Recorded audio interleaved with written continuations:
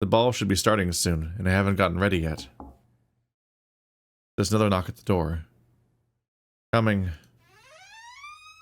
Look at the little guy. I love him so Look at much. the This is little my favorite character badger. design. I love badgers so much. Oh, his little tail. I've never hidden the text box before. Got a little tail. Oh, he's a little guy. Split outfit.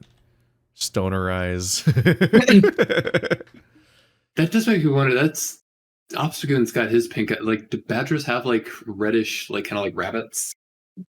I don't know if eyes? that's a combined. If that's like a shared thing. Let me see. Badger. How much they're going on that? I think they usually have like dark eyes. Yeah, not really. But I'll take it.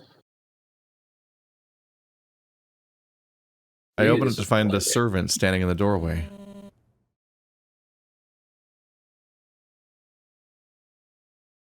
Lord Richter, the Winter Solstice Ball will be starting shortly. I have been sent to help you prepare and escort you. He's a small badger with plain clothes and a sad face. Wow. He looks no older than I am, but I can't really tell. For me, it's much easier to judge a human by their age. Prepare? Yes, getting dressed and whatnot. Oh, no, I don't think I'll be needing help with that. I'm quite capable of dressing myself, thank you. He seems shocked by this. Really? You have that power? I've been waiting for this my whole life, but Yeah, it's just, it's fine. It's fine, I'll be executed, but it's fine. He seems shocked by this, but I can tell he doesn't object. Very well, but I'll be outside ready to escort you to the ballroom when you're done. Thank you. Of course, my lord. He leaves through the door, and another gust of wind pushes into the room. This coat is no longer keeping me from getting cold, so I quickly toss it off and throw it to the side. As I stand there, shirtless, looking in the mirror, I can't help but feel amazed at how my body has been able to stay in shape. I've always been more on the lean side, but I still have plenty of muscle and a toned body. My arms and the better part of my torso are covered with a moderately thick layer of hair, as well as a few scars from my past. The winter sunlight from the setting sun shines on my golden skin in a very nice way. I've never been one to care too much about my looks, but maybe Lyle's right. Maybe I am one of the most desirable bachelors in Aaron. Damn. That confidence, yes. He turned around quickly on himself. Then again, no family name puts a damper on that. I'd be nothing more than a pretentious flirt. As I think about my vanity, I mess with my hair in the mirror, trying to see if I can make it look special for tonight, but I just settle with tying it back. I walk over to one of my chest of drawers and pull out the neatly folded suit I plan on wearing tonight. It's a light and breathable black wool coat with silver buttons and silk accents. There's a vented back flap and a cape attached to the shoulders that flows nicely down the back of my knees, along with a pair of black trousers and a white dress shirt with ruffled sleeves. I top it off with a pair of ballroom shoes that I have been saving for this occasion. They are a sleek black with leather laces and silver anklets. To add some color, there's a diamond blue silk scarf that tucks into the color of the outfit. I take it over to the mirror and start to undress. After I'm fully nude, I dampen a towel and freshen up. Once I'm dressed, the sunset has already shifted to a moonlit evening. Your sleep schedule is so fucked at this point. You've been sleeping for most of the last 2 days, I think. The servant outside of the door has already addressed me several times, letting me know that the festivities will most likely already started. I'm in no rush, though. I never like to arrive to a gathering early. Arriving to a party too early can result in many uncomfortable situations that I would rather avoid. Like eye contact. Made this one though. Yeah. Yeah. He's showing up late to the party that he was organizing himself. I don't know if that plays out. I'm still reeling from my encounter with Adrius from earlier. I'd rather avoid people dumping information and unwanted questions on me at the current moment.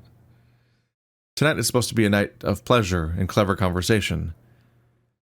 After the last few stressful days, I would like to take my mind off of everything that has happened. Unfortunately, that will seem impossible with the people that are going to be there. Wherever they go, they bring scandals and trouble. It was never like this in Erin. I feel like I'm in a charade of falsities. Nobody ever shows their true intentions. Except him, of course. Lyle is different from the rest of them. I guess that is what I like the most about him. Conversation between the two of us is as formal as ever, yet it feels genuine coming from him. I guess the main reason why is because I can trust his loyalty. Loyalty. I say to myself out loud. I guess it really is one of the most admirable qualities. Usually one would admire someone who inspires loyalty, but I, for one, have always admired those who show it. It takes a great amount of bravery and trust to follow someone to the end. My lord, are you alright? You just started saying loyalty. My restless ramblings fade away as the servant outside breaks me from my inner thoughts. Yes, I am fine, thank you. We really should be going. The king is expecting you and will start to wonder where you are. When he says this, I feel a twinge of guilt, so I quickly straighten out my suit in the mirror and adjust my hair. Yes, of course, I'll be out in just a moment. As I'm walking to the door, I spot something on my desk that makes me realize that I've almost forgotten something. It's my silver ring from Erin, with the sapphire socketed into the center. I usually wear it on special occasions. Mainly because I'm not really a ring person. They always seem to get in the way of doing anything with my hands. I pick the ring up and slip it into the middle finger of my left hand. I'm tempted to slip it onto my ring finger, but then people would assume I'm engaged. Which is not the case. I've never known about marriage with another man. I never thought about marriage with another man, mostly due to how unheard it is. I do enjoy tinkering with the idea of someone slipping an engagement ring onto my finger. The idea sends a chill up my spine, and then some when I think of Lyle doing it. Jeez. Buddy, I think you should have asked the boy out at this point. You absolute fool. Train wreck. His gentle claws pinching the ring and sliding it up to my knuckle. But I've got to stop thinking about such scenarios. I stride up to the door and pull it open. I'm instantly met with a chilling rush of wind on my face. The air outside is dry, cold, and immediately makes my face feel numb. Good God, it's freezing. It is the first day of winter. I didn't expect it to get this cold. I pull my scarf up around my neck and tuck my hands into my armpits. Our winters are famously harsh. It will literally get worse this entire time. This is just the start. Yep. At least, as harsh as winter gets in Tigran. Sailors say it gets worse the further north you go. The vitality fire helps us, though. He walks ahead, and I quickly shuffle behind him. The weather isn't nearly as bad as it will get, though. Soon the plants will have to be brought in, because at one point the fire isn't enough. He turns around and notices me shivering uncontrollably. Don't worry, my lord. The ballroom is not very far. Just call me Richter. As you wish. The further we go into the castle, the more warm the air becomes. Once we get closer to the grand hall, we see more and more people. Ladies in bright, colorful dresses and men in black suits similar to mine. They seem to be on their way into the ballroom. This way, Richter. Your party will be near the King's Lounge. I turn around to see him ushering me down a side hall with the high ceiling. There's a few attendants standing outside the front door wearing beautiful black uniforms. They stand straight when they see us approach. Here you are. 2 attendants open the double doors and usher me to walk through. I'm surprisingly nervous. The sudden change in temperature causes a chill to run down my spine, and I suddenly break into a cold sweat. It's now or never. Thank you. Of course. I step through the doorway and enter into the balcony. People! There's a cat person, there's an otter. A familiar looking otter, honestly. Yeah, I'm pretty sure we know who that is, Jericho. Yeah. Well, there's Oswald from Eden's Reach, I think, on the right. Oh, are we thinking this is crossovers? I think some of them are. Gotcha. I was wondering, there's a little like a martin or something over here. I don't know. This does look like this does look like a slightly oddly higher detail character compared to the surrounding people. Like it's supposed to be a specific appearance. Yeah. The otter is drawn the way Abbott draws his soda. So Yeah. Yeah, that's what I figured. I'm left completely speechless. If I had a single word to describe the ballroom, it would be elegance. This section alone is completely massive, with the ceiling almost as tall as the throne rooms. There are large, thick ivory curtains that line the walls, closing off sections of the hall. Large pillars of pale marble and stone adorn the walls and corners of the room, like a grand U-shaped staircase leading down from the balcony I'm standing on. Tables are strewn about the sides of the hall in a loose, yet satisfying fashion. Candles, plants, and enchanting centerpieces decorate the tables and cast a soft, warm light on the faces of the people sitting at them. The floor shines brightly and almost reflects everything like a mirror. Its checkered pattern reminds me of a chessboard. It makes sense considering that chess is almost like a dance in a way. There are a lot of individuals out on the floor. Most of them are avians and mammals. Some of them are standing off to the side in the small groups, each group chatting amongst themselves.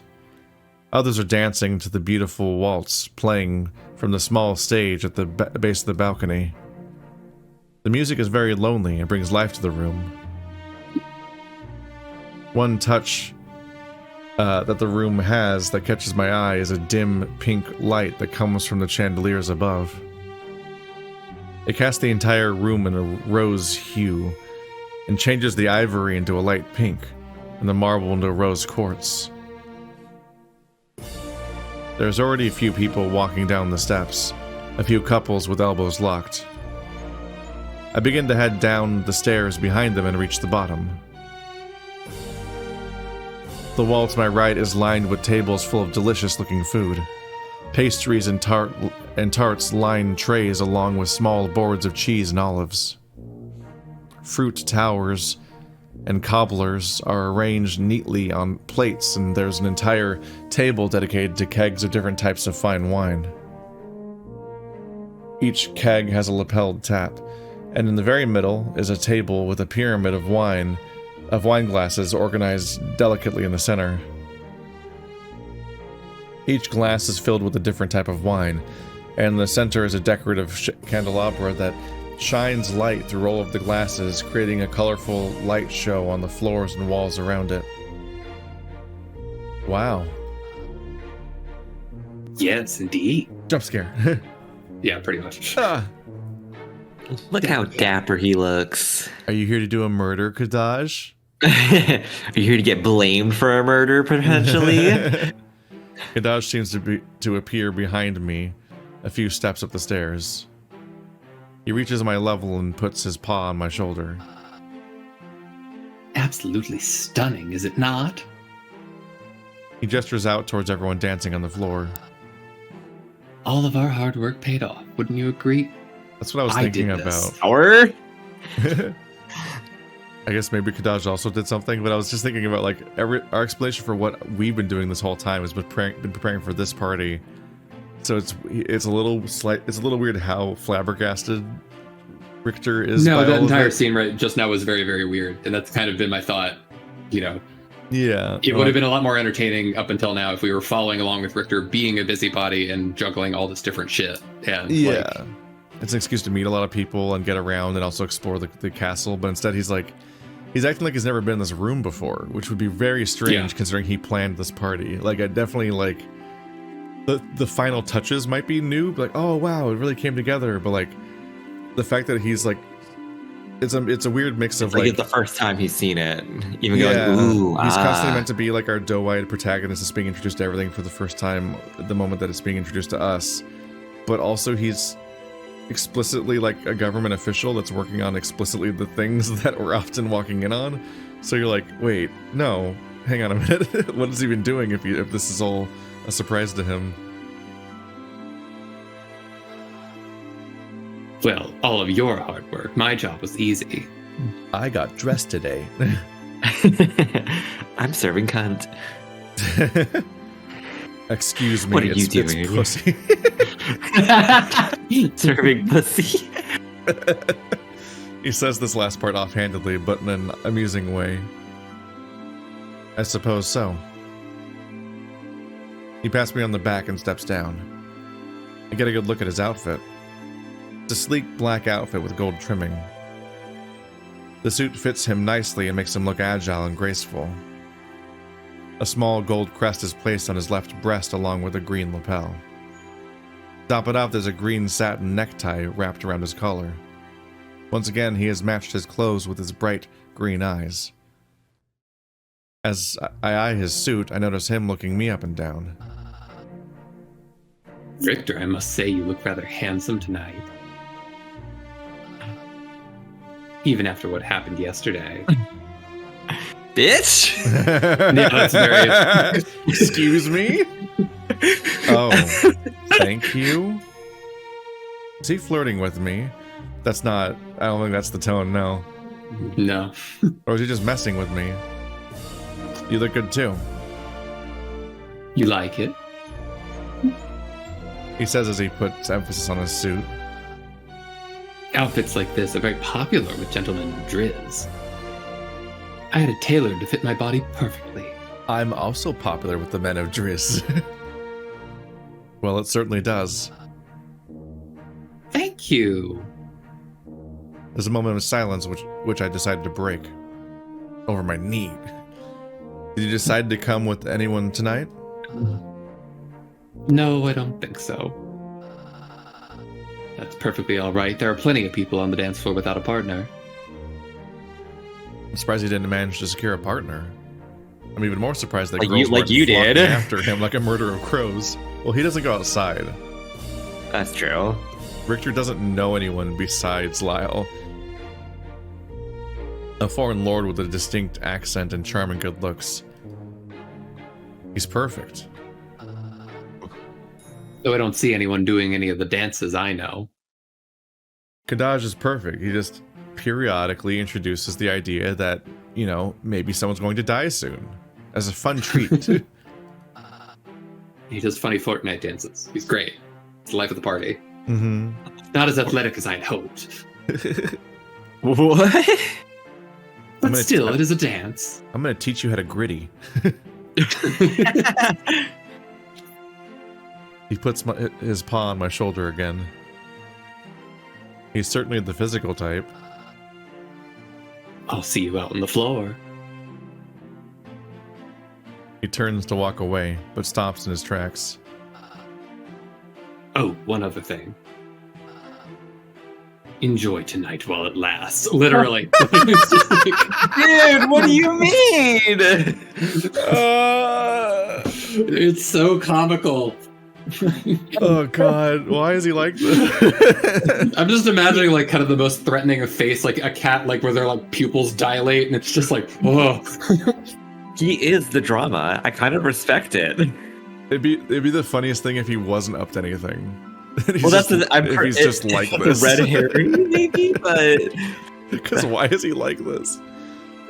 God, I just think about how like in Final Fantasy 14, there's this one fucking guy with a bowl cut that shows up in like the second expansion. He's like the brother of somebody that you've already been dealing with that's awful, but he's like coming in and he's like really polite and helpful, and he seems like he might actually be an alright dude, and then you feel like are we seeing a whole new angle of this evil empire we've been fighting against the whole game? Like, is this official actually not a deranged Nazi the way that the rest of the Garleans seem to basically be? And then like after charming everyone in the entire group and like generally just like seeming alright, he then just like turns the Warrior of Light, the protagonist, and just fucking like openly taunts you and like just shows all of his cards for some reason and then blows the entire charade. And because everyone trusts the protagonist in that setting, he just turns around and is like, so that guy's fucking crazy. And then like that's it. Like there is no like any level of subterfuge or subversion was apparently purely for the audience, because he never, as a politician type character, for some reason he doesn't think to actually like curry favor and make people like him. It's strange. It's like not exactly the same thing, but it just takes me there because I'm like, why does he keep talking like the murders are about to happen? I love it because it's so, it could not be less specific. It's just kind of like to harsh the vibe. Like I'm saying like the Pokemon thing of like, someone will die tonight. Of fun.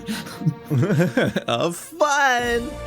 I fully expect that the son is orchestrating the murder of his father or something today, because I'm just ready for a red wedding in the Game of Thrones feeling setting, and they've like dropped just enough hints of like, or like there's the slightly rushed early like revelations from the dad that makes it feel like it's implied that he's not going to be in the story that long, and then there's the son being like, no, I don't think I will be there tonight, and then this fucker just blows the whole game left and right. Like he just can't stop. So I'm like, okay, it'd be weirder if it didn't happen at this point.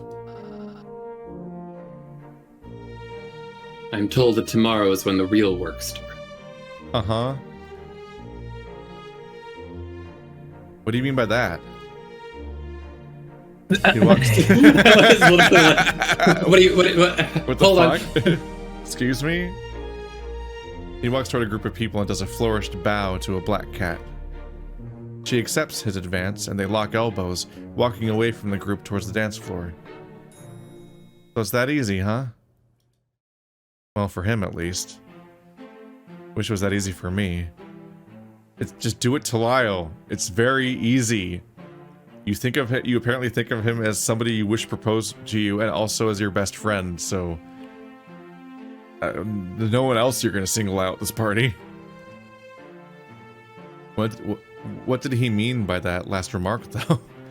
What's the real work going to be?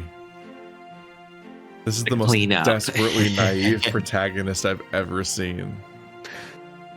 Like, you know that the king's wife was murdered, and that the same people attacked Kadaj, supposedly, maybe, as a cover or not as a cover, who knows, but that immediately calls into a question that they might have attacked you too, and that the fucking cave-in was a coincidence, not a coincidence.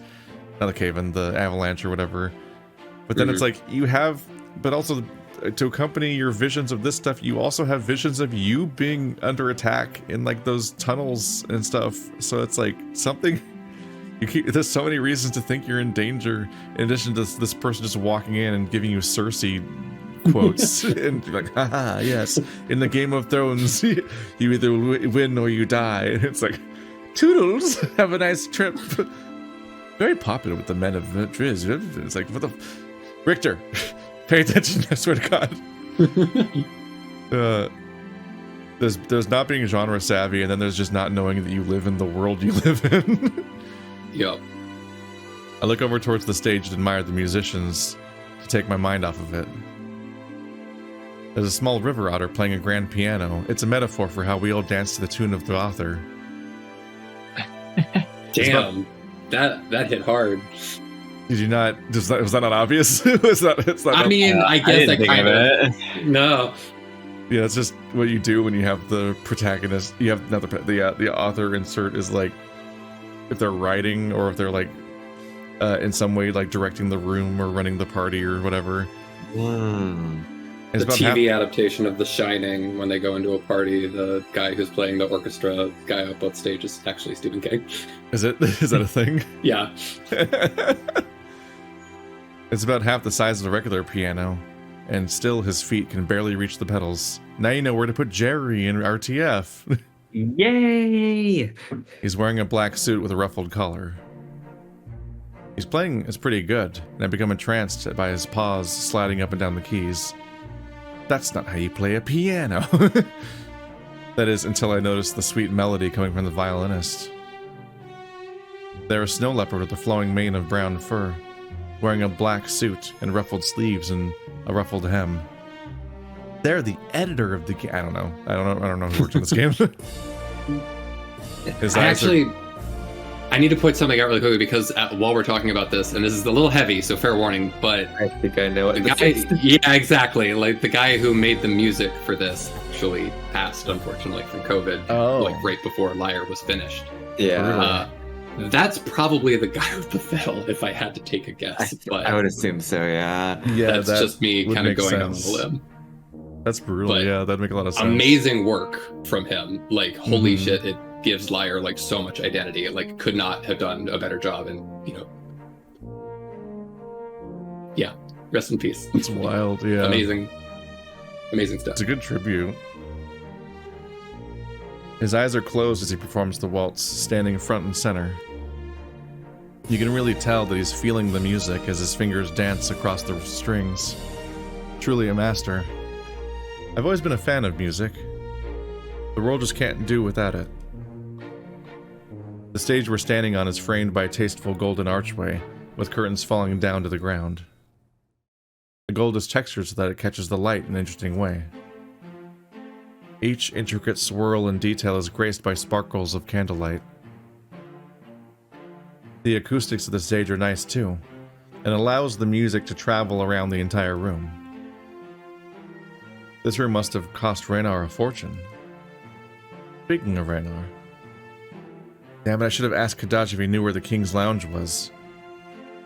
He's actually stepped foot into this room several times during the planning, while I have not. So it has been specified. He's somehow never been here. We just don't have much to go on about how their planning went, so we just have to like autofill what feels intuitive, and that's why it's jarring a little bit. Too late now. I might as well go looking for it myself. As I'm about to walk around the outer walls and find my way among the crowd, I notice a tall pair of antlers. I recognize them as Raynar's horns, considering the other deer in the castle are a bit shorter than him. His antlers are also much taller. On my way over, he spots me. All decorated with gold. Look how pretty his antlers are. Yeah, horn decorations are fun.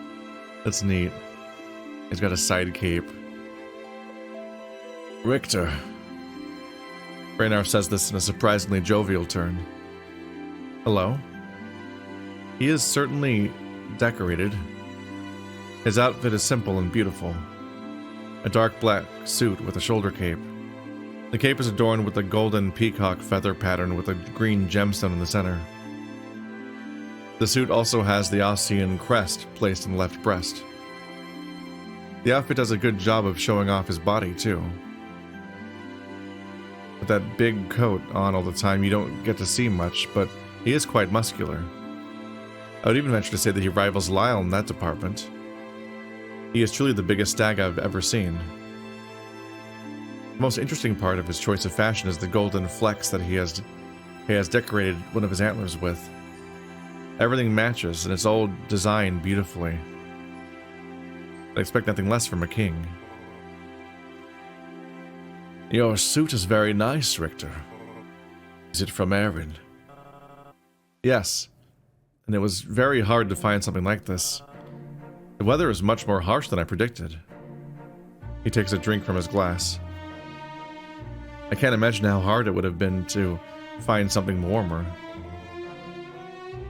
I'd imagine it would be very difficult. A server walks by, and Raynar places his empty glass on the tray. He also grabs a new one. Before the moment is lost, I prepare to apologize for what happened. Raynar, I want to apologize for what happened the other day. It was not my intention to cause so much chaos. I was just very frightened, and I should have taken more control of my emote. He holds up a hand to stop me from going any further. It is perfectly fine, Richter.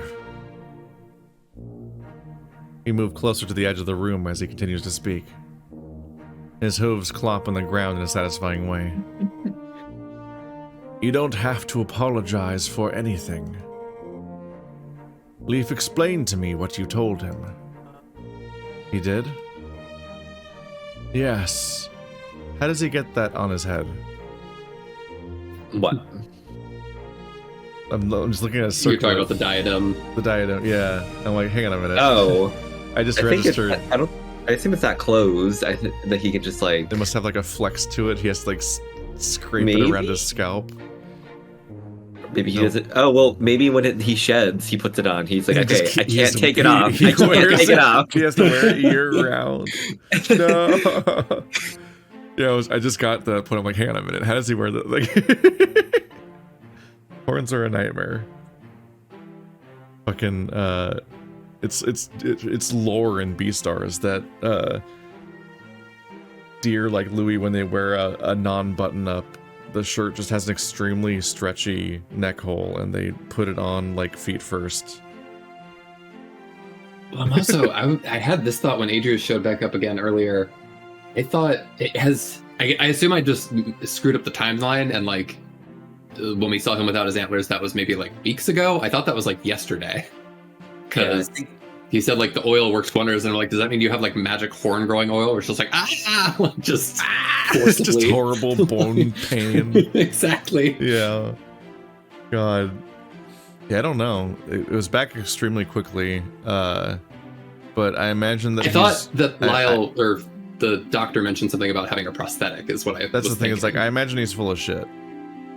I don't remember if it was established or not, or if we just talked about Beastars having the whole thing with Louis and the prosthetic horns and all that. But I imagine he's wearing prosthetics, and he's just like, yes, yep, I grew myself, my giant head muscles, yep, I'm so tough and manly, and not just like, actually, not that they're just gone. That said, you would think that their shedding would be synced up approximately, because they're both deer. So I'm like, are Raynar's horns also fake? Maybe. Is that a you go into his room and you see the horn rack for like every time of season. He just swaps them out. Like, this one's always painted like this, actually. He just swaps it out. It's not actually something he has to decorate every ball. Yes.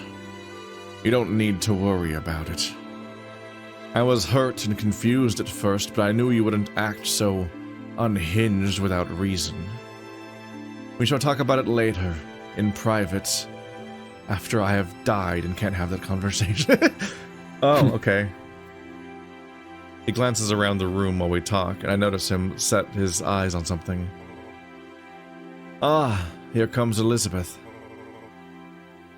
Maybe you can get a second chance at a first impression. He says this, jabbing me in the shoulder with his elbow. That would make it a second impression. Wow. She looks completely different from how I remember her. She looks at me with a perplexed look that slowly fades into a look of slight discomfort. Perfect. Her hair is no longer loose and tied back, but instead brought up into an intricate braided crown with gems weaved throughout the braid. The dress that she wears is light cyan cloth with crystal-like leaves delicately sewn into the base. The sleeves come down past her hands and drape by her sides. It's a very pretty dress, but I'd appreciate it if she would stop staring at me with those dead eyes. What the fuck? Wow. That's a... Like the internal monologue. I was gonna make a joke, but then he beat me to the punch where I was just like, oh, this is Richter's chance to say something extremely uncouth. God, Richter. Though I do have to say this thing about like Elizabeth's, like, I kind of, just track this up to her character being like, kind of a stressed out, like, royal planner or something, but her resting face is not a happy face. It is very concerned looking. Yeah, no, she never seems to have a relaxed expression. You certainly look better. She says this in a droll tone. Yes, thank you. I apologize for the other day. She wastes no time in answering. Apology accepted. I don't really understand what was going on, but Raynar speaks very highly of you. I trust his judgment. She turns to him slowly with a cocked eyebrow. I just hope he trusts his own judgment. Raynar rolls his eyes amusingly at the comment. No, not taking it too seriously. Liz, he has been nothing but helpful. And a good friend. Liz? She tilts her head at him with a look of intrigue. If you say so. Another servant walks by with a tray of drinks. Takes one off, and so do I. Liz, why are you not dancing? I thought you enjoyed dancing. You talk so fondly of your experiences during your stay in Driz. She smiles and takes a sip from her glass. I've already danced to a few songs with a couple of lords, but I've been taking a small break. I'd like to see you dance in these. She lifts her dress and gestures to her footwear, which look a bit uncomfortable. Hell, I'd like to see him wearing shoes. I say this as I point to his hooves.